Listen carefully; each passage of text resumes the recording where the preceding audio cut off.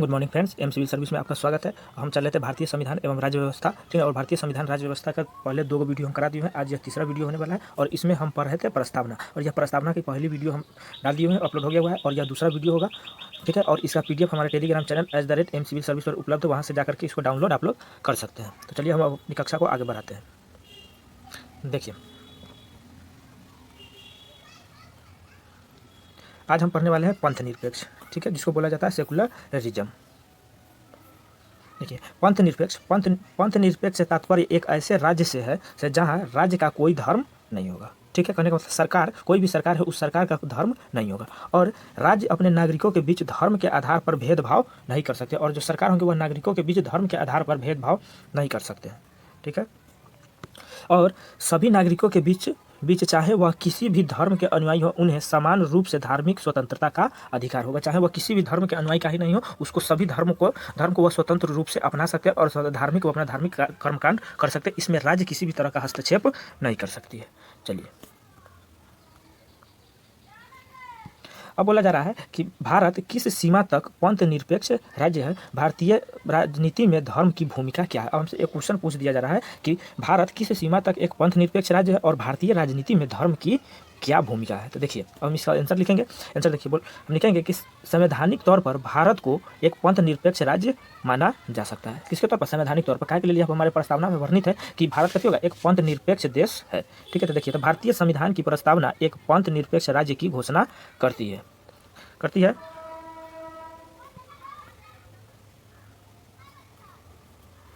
और देखिए यहाँ पर पंथ निरपेक्ष देश है, यह हमारी प्रस्तावना विकसित कर देता है, घोषित करती है कि भारत एक पंथ निरपेक्ष देश है, ठीक है। और भारत में राज्य का कोई राजकीय धर्म नहीं है, ठीक है। भारत में राज्य का, सरकार का कोई राजकीय धर्म नहीं है, ठीक है। और भारत में समानता का अधिकार एक मौलिक अधिकार। करने का समानता सभी नागरिकों का समान अधिकार है, और इसका मौलिक अधिकार है, जो नागरिकों के बीच धर्म के आधार पर भेदभाव मना ही करता है, ठीक है। तो नागरिकों के बीच भेदभाव नहीं किया जा सकता है, ठीक है। अब हम आगे देखते हैं। और बोला जा रहा है कि भारत में धार्मिक स्वतंत्रता का अधिकार एक मौलिक अधिकार है, जो सभी धर्मों के अनुयायियों को समान रूप से धार्मिक स्वतंत्रता का अधिकार देता है। भारत में धार्मिक स्वतंत्रता का अधिकार एक मौलिक अधिकार भी है, और जो सभी धर्मों के अनुयायियों को समान रूप से धार्मिक स्वतंत्रता का अधिकार मिला हुआ। सभी धर्म के लोग अपना धार्मिक अनुयायी धर्म के आधार पर अपना कर्मकांड कर सकते हैं, ठीक है। लेकिन व्यवहार में अनेक रूपों में भारत में सार्वजनिक जीवन में धर्म की भूमिका दिखाई देती है। अब हम अपना तर्क रखेंगे, उसमें क्या लिखेंगे कि लेकिन व्यवहार में अनेक रूपों में भारत में सार्वजनिक जीवन में धर्म की भूमिका दिखाई पड़ती है, वह विशेषकर चुनावों में हमें देखने को मिलता है। तो देखिए, भारतीय राजनीति में धर्म की भूमिका, ठीक है। सबसे बड़का धर्म की भूमिका इसी में निभाता है भारतीय राजनीति में। तो देखिए, 1 नंबर में चुनाव में धर्म की भूमिका होती है। 1 नंबर में चुनाव में धार्मिक मुद्दे क्या किए जाते हैं, उठाए जाते हैं, ठीक है। और उम्मीदवारों के चयन में भी धर्म की भूमिका होती है। ये सभी लोग आप समझ रहे होंगे कि चुनाव में भी धार्मिक मुद्दे क्या किए जाते हैं, उठाए जाते हैं, और उम्मीदवारों के चयन में भी धर्म की भूमिका होती है, ठीक है। और जनता का मतदान व्यवहार धर्म पर आधारित होता है। इस बात से भी आप परिचित होंगे कि जनता भी क्या करती है, अपना मतदान का व्यवहार किस आधार पर डालती है, मतदान धर्म के आधार पर डालती है। चलिए आगे देखते हैं।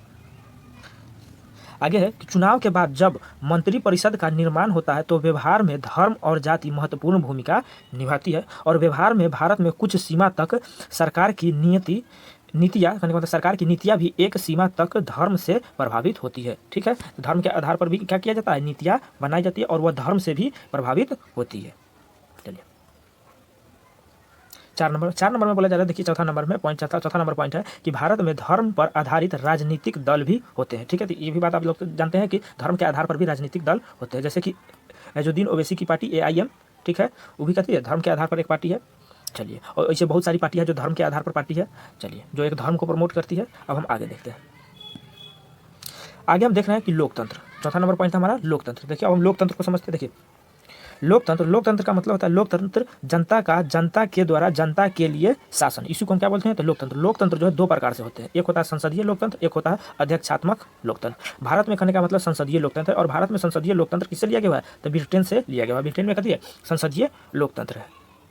चलिए आगे देखते हैं, दोनों का अंतर देखते चलते हैं। तो देखिए, संसदीय लोकतंत्र में विधायिका और कार्यपालिका आपस में जुड़े होते हैं, ठीक है। कहने का मतलब विधायिका और कार्यपालिका, कहने का मतलब है विधायिका कहने का मतलब संसद, और कार्यपालिका कहने का मतलब मंत्रिपरिषद के लोग। जैसे कि विधायिका कहने का मतलब संसद में, हमारे कार्यपालिका जैसे कि राष्ट्रपति से जुड़े कौन हो गए, रक्षा मंत्री राजनाथ सिंह। राजनाथ सिंह क्या करते हैं कि संसद में भी भाग ले सकते हैं, कहने विधायिका में भी भाग लेते हैं, और साथ साथ वह कार्यपालिका से भी जुड़े हुए हैं। इसलिए बोला जाता है कि विधायिका और कार्यपालिका आपस में जुड़े हुए हैं, ठीक है। लेकिन अध्यक्षात्मक प्रणाली में विधायिका, कार्यपालिका और न्यायपालिका एक दूसरे से अलग होते हैं, जिसमें शक्ति का क्या होता है, जिसे हम कथी बोला जाता है, शक्ति का पृथक्करण कहते हैं, ठीक है। लेकिन विधायिका कहने का मतलब संसदीय लोकतंत्र में विधायिका और कार्यपालिका आपस में जुड़े होते हैं, लेकिन न्यायपालिका इससे क्या होती है, अलग होती है, ठीक है। लेकिन अध्यक्षात्मक प्रणाली में, अध्यक्षात्मक लोकतंत्र में क्या होता है कि विधायिका, कार्यपालिका और न्यायपालिका एक दूसरे से अलग अलग होती है, जिसे हम क्या बोलते हैं, शक्ति का पृथक्करण कहते हैं। यहाँ तक क्लियर है। हम 2 नंबर में कहते हैं। और संसदीय लोकतंत्र में क्या होता है कि नाम मात्र की कार्यपालिका और वास्तविक कार्यपालिका में क्या होता है, अंतर होता है। कहने का मतलब यहाँ नाम मात्र की कार्यपालिका और वास्तविक कार्यपालिका में क्या होता है कि अंतर होता है। जैसे कि भारत के राष्ट्रपति, ठीक है, भारत के राष्ट्रपति कहते हैं नाम मात्र की कार्यपालिका है, ठीक है, और वास्तविक कार्यपालिका कौन होता है, तो भारत के प्रधानमंत्री। यहाँ तक क्लियर है। देखिए कहने का मतलब भारत के प्रेसिडेंट ये क्या हो गए, यह नाम मात्र की कार्यपालिका होता है। इन और वास्तविक शक्ति किसके पास होती है, तो प्रधानमंत्री के पास होती है, ठीक है। यहाँ तक क्लियर है। और पूरा सिग्नेचर नाम मात्र की कार्यपालिका होते हैं, और पूरा फाइल पर सिग्नेचर किसका होता है, तो राष्ट्रपति के। तो क्या हो गया, नाम मात्र की कार्यपालिका, और पूरा शक्ति किसमें नहीं होता है, तो प्रधानमंत्री में। यहाँ तक क्लियर है। और अध्यक्षात्मक लोकतंत्र में इन दोनों में कोई अंतर नहीं होता है, ठीक है। कहने का मतलब वहाँ पर प्रधानमंत्री का पद नहीं होता, सिर्फ कौन होता है, खाली राष्ट्रपति होते हैं, वही अकेले सर्वा होते हैं, ठीक है। सारा निर्णय और सिग्नेचर वही करते हैं। चलिए अब हम आगे देखते हैं। देखिए 3 नंबर में बोला जा रहा है, 3 नंबर में कि वास्तविक कार्यपालिका को कार्यपालिका की सुनिश्चितता होती है। कहने का मतलब है वास्तविक कार्यपालिका को कार्यपालिका की सुनिश्चितता नहीं होती है इसमें, ठीक है। जैसे कि प्रधानमंत्री को कभी भी जब संसद में बहुमत नहीं होगा, ठीक ना, संसद में बहुमत नहीं होगा तो उसे क्या कर सकते हैं, हटाया जा सकता है। अविश्वास प्रस्ताव उसके ऊपर लाए जा सकते हैं, जिसके बदौलत वह हो जाएंगे, वहाँ से हट जाएंगे, ठीक है। चलिए अब हम आते हैं अध्यक्षात्मक कार्यपालिका में। अध्यक्षात्मक कार्यपालिका में कार्यपालिका की सुनिश्चितता होती है, कथी होती है, अध्यक्षात्मक सुनिश्चितता होती है। इस पर अविश्वास प्रस्ताव नहीं लाया जा सकते, इस पर लाया जाता है महाभियोग, जैसे अमेरिका में लाया जाता है महाभियोग। लेकिन यह महाभियोग क्या है, एक जटिल प्रक्रिया है जिससे कथी होती है, जिससे कहने का मतलब है राष्ट्रपति को हटाने में बहुत मुश्किल का सामना करना पड़ता है। अमेरिका में लिखित संविधान है, वहाँ पर अध्यक्षात्मक प्रणाली है, लेकिन अधिकतम राष्ट्रपति पर क्या लगाया गया है, महाभियोग लगाए गए हैं, लेकिन वह अंतिम तक वह पारित नहीं हो पाता है, ठीक है। एक भी राष्ट्रपति अभी तक महाभियोग के कारण हटे नहीं है, ठीक है। डोनाल्ड ट्रंप इससे पहले तो उस पर भी महाभियोग लाया गया हुआ था, लेकिन वह पारित नहीं हो पाया, ठीक है। इसलिए अध्यक्षात्मक लोकतंत्र में होती है कार्यपालिका की सुनिश्चितता होती है, लेकिन अध्यक्षात्मक लोकतंत्र में कार्यपालिका की सुनिश्चितता नहीं है। कभी भी उसे अविश्वास प्रस्ताव, संसद करने का मतलब है संसद में करने का मतलब है विधायिका, अगर विधायिका का मत कम हुआ तो उसे क्या लाया जा सकता है, अविश्वास प्रस्ताव ला करके उसको हटा दिया जा सकता है, ठीक है। अब आते हैं सामूहिक उत्तरदायित्व के सिद्धांत पर कार्य करता है। जो अध्यक्षात्मक लोकतंत्र दिखाई देता है, अध्यक्षात्मक लोकतंत्र या सामूहिक उत्तरदायित्व का अभाव होता है, लेकिन संसदीय लोकतंत्र में क्या होता है, सामूहिक उत्तरदायित्व के सिद्धांत पर कार्य करता है। इसमें कहने का मतलब है भारत के राष्ट्रपति, प्रधानमंत्री आदि सामूहिक रूप से क्या कर सकते हैं, निर्णय लेते हैं, लेकिन इसमें सामूहिक उत्तरदायित्व का अभाव होता है। अब हम आते हैं गणराज्य पर। देखिए गणराज्य से तात्पर्य एक ऐसे देश से है जहां राज्य का प्रमुख वंशानुगत न हो, ठीक है। कहने का तो वंशानुगत न हो, बल्कि जनता के द्वारा प्रत्यक्ष या अप्रत्यक्ष रूप से क्या होते हो, निर्वाचित होते हो। उसी को हम बोलते हैं क्या चीज़, गणराज्य। जब हमारे प्रस्तावना का 5वां नंबर प्रमुख तथ्य है क्या, गणराज्य, जिसको बोला जाता है रिपब्लिक। रिपब्लिक कहने का मतलब है कि राज्य का जो प्रमुख होगा वह वंशानुगत नहीं होगा, बल्कि जनता के द्वारा प्रत्यक्ष या अप्रत्यक्ष रूप से क्या होंगे, निर्वाचित होंगे, ठीक है। अब इसको आगे देखते हैं। अब देखिए हम यहाँ पर राज्य का प्रमुख, ठीक है। जैसे कि राज्य का प्रमुख कौन होता है, भारत के संदर्भ में देखते हैं भारत के राष्ट्रपति, ठीक है, कथी होता है, राज्य के प्रमुख होते हैं, ठीक है। और ब्रिटेन में देखा जाए तो ब्रिटेन में कौन होते हैं, सम्राट होते हैं। ब्रिटेन में कौन होते हैं, सम्राट। तो भारत का प्रमुख कौन है, भारत का प्रधानमंत्री, ठीक है। भारत में शासन का प्रमुख देखा जाए तो कौन है, प्रधानमंत्री। और ब्रिटेन में देखा जाए तो कौन है, तो वहाँ का प्रधानमंत्री। लेकिन राज्य का प्रमुख देखा जाए तो भारत में कौन होते हैं, राष्ट्रपति, जबकि ब्रिटेन में कौन होते हैं, तो सम्राट। तो इस आधार पर कहा जा सकता है कि ब्रिटेन में क्या है, गणतंत्र नहीं है, लोकतंत्र है लेकिन गणतंत्र नहीं है। देखिए गणतंत्र, उदाहरण भारत में देखिए, ठीक है। तो भारत में कहने का मतलब प्रधानमंत्री, ठीक है, लोकतंत्र है, लोकतंत्र के साथ साथ कहती है गणराज्य भी है। कहा कि मतलब यहाँ जो राष्ट्रपति, राज्य का जो प्रमुख है होते हैं राष्ट्रपति, उनका चुनाव क्या होता है, अप्रत्यक्ष तरीके से उनका चुनाव होता है। अब हम आते हैं ब्रिटेन में प्रधानमंत्री होते हैं, तो वहाँ पर लोकतंत्र है, लेकिन वहाँ राज्य का प्रमुख जो होते हैं सम्राट क्या वहाँ पर वंशानुगत है, इसलिए वहाँ ब्रिटेन में क्या नहीं है, तो ब्रिटेन एक गणतंत्र नहीं है, ठीक है। और भारत क्या है, गणतंत्र है। कहा के लिए भारत के जो राष्ट्रपति है उनका चुनाव अप्रत्यक्ष निर्वाचन प्रणाली के माध्यम से होता है, ठीक है। वह कहने का मतलब वंशानुगत नहीं होते, लेकिन ब्रिटेन के जो राष्ट्रपति है सम्राट उसका क्या होता है, वह वंशानुगत होते हैं। यहाँ तक क्लियर है। अब चलिए हम आगे देखते हैं। चलिए अब हम आते हैं शासन का उद्देश्य। ठीक है, यह हमारे प्रस्तावना में वर्णित था, शासन का उद्देश्य। ठीक है, शासन का उद्देश्य देखिए, तो पहला नंबर में था न्याय। न्याय कितने प्रकार का होता है, तो 3 प्रकार का। कौन कौन, सामाजिक, आर्थिक और राजनीतिक न्याय। उसके बाद आया था स्वतंत्रता। स्वतंत्रता कितने है, विचार की स्वतंत्रता, ठीक है, अभिव्यक्ति की स्वतंत्रता, विश्वास और धर्म और उपासना की स्वतंत्रता। ठीक है, देखिए तो स्वतंत्रता क्या प्रकार के, 1 2 3 4 5, कहने का मतलब स्वतंत्रता क्या प्रकार के है, तो 5 प्रकार की। कौन कौन, विचार की स्वतंत्रता, अभिव्यक्ति की स्वतंत्रता, विश्वास की स्वतंत्रता, धर्म और उपासना की स्वतंत्रता। ठीक है, अब हम इस पर बारी बारी से चर्चा करते हैं। देखिए अब आते हैं विचार। विचार की स्वतंत्रता। विचार एक आंतरिक या मानसिक क्रिया है। कहने का मतलब है विचार एक आंतरिक, हम अपने मानसिक तौर पर अंदर इंटरनली क्या करते हैं, सोचते हैं। तो इसीलिए बोला जा रहा है कि विचार करते हैं, अंदर ही अंदर क्या करते रहते हैं, विचार करते हैं। और किस, मानसिक क्रिया है। तो विचार एक आंतरिक या मानसिक क्रिया है जिसका मतलब है कथी करना, चिंतन करना। यहाँ तक क्लियर है। अब हम जब विचार कर लेते हैं तो उसका मतलब होता है अभिव्यक्त करते हैं। उसको क्या करते हैं, अभिव्यक्त करना। तो अभिव्यक्त का स्वरूप क्या है, बाह्य है। ठीक है, जो हम विचार किए हुए उसको अब हम क्या करते हैं, बाहर रखते हैं। तो इसी को बोला जाता है विचार को प्रकट करना। जो विचार किए हैं उसको क्या करेंगे, अब हम प्रकट करेंगे। ठीक है, तो इसी को बोला जाता है अभिव्यक्ति की स्वतंत्रता। अब हम आते हैं विश्वास। क्या बोला जा रहा है, विश्वास। विश्वास किसी भी विचार धारा को क्या कर सकते हैं, स्वीकार करना। हम क्या कर सकते हैं, विश्वास करने के बाद किसी भी विचार धारा को हम क्या करते हैं, विश्वास करके उस पर स्वीकार कर सकते हैं। अगले का आता है धर्म। क्या आता है, धर्म। धर्म किसी भी रिलीजन को स्वीकार करने की स्वतंत्रता। हम किसी भी धर्म को क्या कर सकते हैं, स्वीकार कर सकते हैं। हम इस धर्म में उस धर्म में भी जा सकते हैं। ठीक है, हमको हमारी इच्छा पर ऊपर है कि हम किस धर्म में रहना चाहते हैं। ठीक है, यह भारत में उपलब्ध धर्म की स्वतंत्रता, हम किसी भी धर्म या रिलीजन को स्वीकार कर सकते हैं। ठीक है, और इसका स्वरूप क्या होना चाहिए, सैद्धांतिक है। इसका स्वरूप क्या है, सैद्धांतिक है। हमें इस पर संविधान रोक नहीं लगा सकती है। ठीक है, चलिए अब हम आते हैं उपासना। उपासना रिलीजन के अनुसार आचरण करने की स्वतंत्रता। जैसा रिलीजन है हमारा, जैसा धर्म है, वैसा हम कर्मकांड कर सकते हैं। इसका स्वरूप कैसा है, तो यह व्यवहारिक है। व्यवहारिक तौर पर हम इसका क्या कर सकते हैं, उपयोग कर सकते हैं। कथी, रिलीजन के अनुसार आचरण करने की स्वतंत्रता। आइए अब हम आगे देखते हैं। अब हम आते हैं समानता। समानता, हमारे संविधान में समानता 2 प्रकार के, प्रतिष्ठा की समानता और अवसर की समानता। देखते हैं अब हम प्रतिष्ठा की समानता।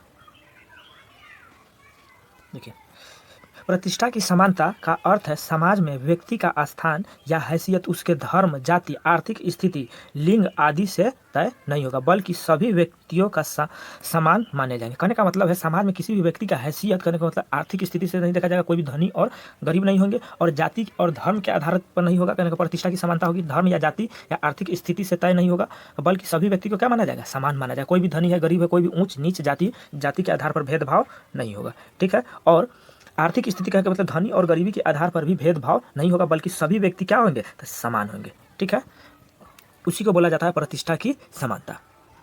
अब हम आगे देखते हैं। आगे है अवसर की समानता। क्या बोला जा रहा है, अवसर की समानता। देखिए अवसर की समानता। अवसर की समानता का अर्थ है प्रत्येक व्यक्ति को विकसित होने के लिए समान अवसर दिए जाएंगे। ठीक है, कहने का मतलब अवसर की समानता, सभी व्यक्तियों के लिए अपने विकसित होने के लिए सभी को क्या दिए जाएंगे, समान अवसर दिए जाएंगे। ठीक है, जैसे कि आईएएस का एग्जाम, इसमें क्या कर सकते हैं, सभी लोग, धनी अमीर ऊंच जात नीच जात, किसी भी जात के किसी भी हो, वह आकर के क्या कर सकते हैं, एग्जाम दे सकते हैं और अपनी अवसर की समानता ले सकते हैं। ठीक है, कहने का मतलब अवसर की समानता का अर्थ है प्रत्येक व्यक्ति को विकसित होने के लिए समान अवसर दिए जाएंगे। ठीक है, अब हम आगे बढ़ते हैं। अगला है व्यक्ति की गरिमा। देखिए व्यक्ति की गरिमा। व्यक्ति की गरिमा का अर्थ है प्रत्येक व्यक्ति को मानवीय गरिमा से परिपूर्ण जीवन प्रदान करता है। व्यक्ति की गरिमा करने का मतलब प्रतिष्ठापूर्ण जीवन जीने का प्रत्येक व्यक्ति का क्या है, अधिकार है। उसके प्रतिष्ठा के ऊपर कोई प्रतिघात नहीं कर सकता है। यह हमारे संविधान में वर्णित है कि प्रत्येक नागरिक यहाँ करती करेंगे गरिमा, व्यक्ति की गरिमा प्रतिष्ठापूर्ण जीवन जी सकते। वही लिखा हुआ है कि व्यक्ति की गरिमा का अर्थ है कि प्रत्येक व्यक्तियों को मानवीय गरिमा से परिपूर्ण जीवन प्रदान करना। ठीक है, अब हम आगे देखते हैं। चलिए अब हम देखते हैं एकता और अखंडता।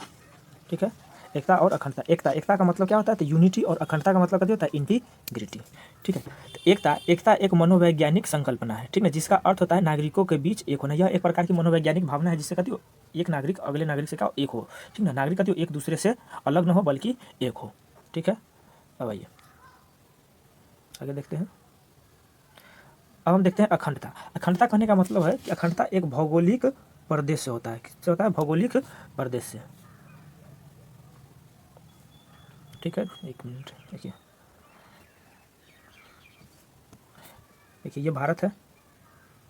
ठीक है, ठीक है। कहने का मतलब भारत का जो सीमा है, भारत के सीमा पर अगर किसी भी तरह का आघात पहुंचता है, सीमा से कोई बाहरी आक्रमण होता है, सीमा विवाद होता है, तो उस टाइम क्या होता है कि भारत के सभी लोग क्या हो जाते हैं, एकजुट हो जाते हैं। तो इसी को बोला जाता है अखंडता। क्या बोला जाता है? अखंडता। यहाँ तक क्लियर है? तो देखिए अखंडता किसे कहते हैं।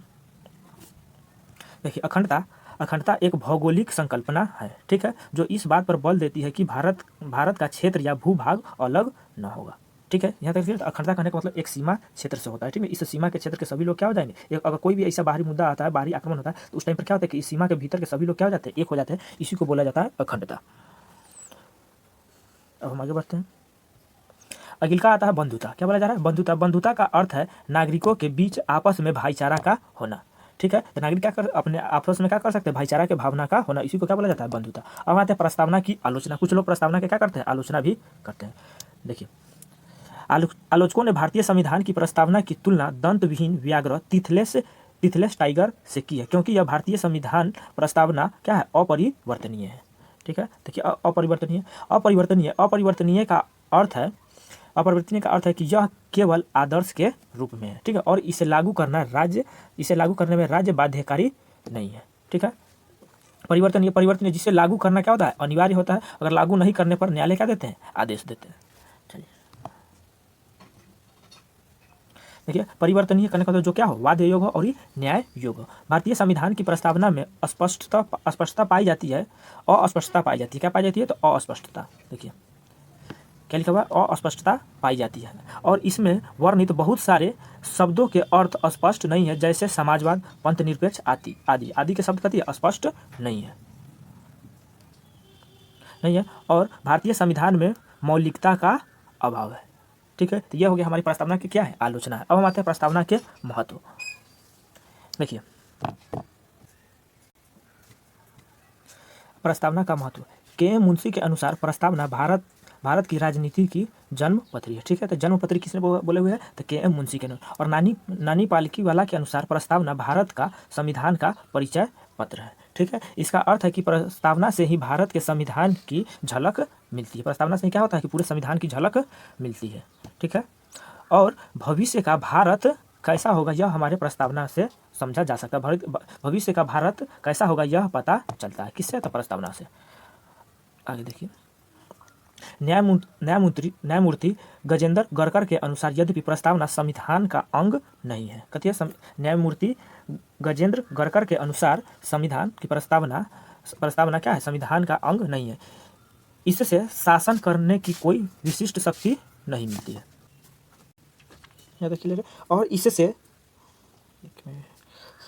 और इससे शासन करने की कोई विशिष्ट शक्ति नहीं मिलती है, ठीक है। प्रस्तावना से कोई शासन करने की विशिष्ट शक्ति नहीं मिलती है। फिर भी प्रस्तावना संविधान निर्माताओं के मस्तिष्क को समझने की कुंजी है, ठीक है। प्रस्तावना संविधान निर्माता के मस्तिष्क को समझने की कुंजी है। इसका व्यवहार स्पष्ट है कि प्रस्तावना भारतीय संविधान की व्याख्या या निर्वाचन में सहायता करती है, ठीक है। कहने का मतलब है इसका व्यवहार यह है कि प्रस्तावना भारतीय संविधान की व्याख्या या निर्वाचन में सहायता करती है। चलिए आगे देखते हैं। आगे बोला जा रहा है ठाकुर दास भार्गव के अनुसार प्रस्तावना संविधान की आत्मा है। संविधान की आत्मा कौन बोले हुए हैं? तो ठाकुर दास भार्गव बोले हुए हैं, ठीक है। कि कहते हैं ठाकुर दास भार्गव के अनुसार प्रस्तावना संविधान की आत्मा है। और डॉक्टर बी आर अम्बेडकर बोले हैं कि आर्टिकल 32 संवैधानिक उपचार का अधिकार यह क्या है, संविधान की आत्मा है, ठीक है। और प्रस्तावना के बारे में पूछा जाए तो प्रस्तावना संविधान की आत्मा यह किसने बोले थे? ठाकुर दास भार्गव। अगर पूछ दिया जाए संवैधानिक उपचार का अधिकार यह संविधान की आत्मा यह कौन बोले हुए? तो डॉक्टर बी आर अम्बेडकर बोले हुए, ठीक है। चलिए अब हम आगे बढ़ते हैं।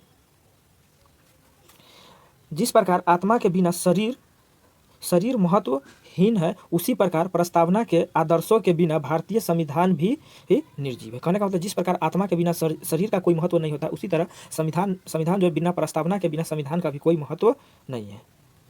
चलिए ठीक है।